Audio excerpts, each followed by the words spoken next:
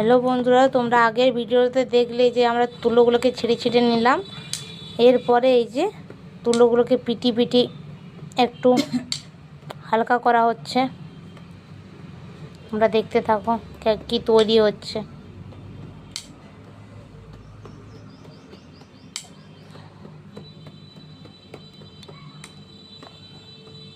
এই যে পেটাচ্ছে, মা পেটাচ্ছে।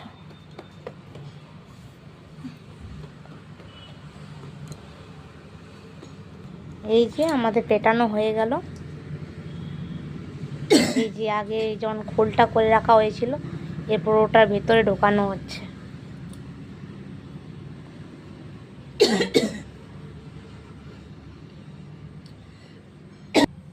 এই যে প্রায় হয়ে এলো, ঢোকানো হয়েই গেছে।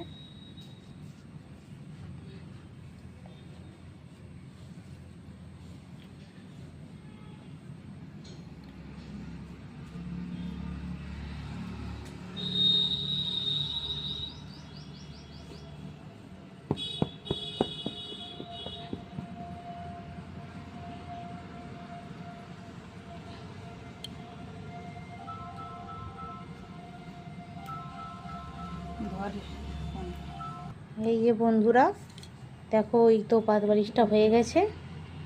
এই যে সেলাই ছাড়াই পাঁচ বালিশ, মুখটা বাঁধা হচ্ছে। দেখো বন্ধুরা, কোনো সেলাই ছাড়াই পাঁচ বালিশ খুব সুন্দরভাবে তৈরি হয়ে গেল। এবং তোমাদের সেলাই করার কোনো প্রয়োজনই হলো না। দুটো রশ্মি দিয়ে আমি পাঁচ বালিশটা কমপ্লিট করে দিলাম। এই রশ্মিটা একটু ভালো করে বাঁধতে হবে। এইখানে কাপড় লাগিয়ে একটু ভালোভাবে বাঁধতে হবে রশ্মিটা একটু ভালো করে বাঁধলেই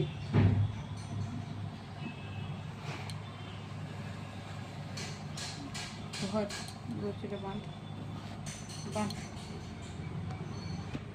এই যে বন্ধুরা, মুখ বাঁধা হয়ে গেছে। এই যে আমাদের পাত বালিশ ফুল কমপ্লিটই হয়ে গেছে। কমপ্লিট। আরও একটা করা হবে, ওই যে এখানে খোল করা আছে, খোল বানানো আছে। আর এই যে তুলা, আরও একটা হবে।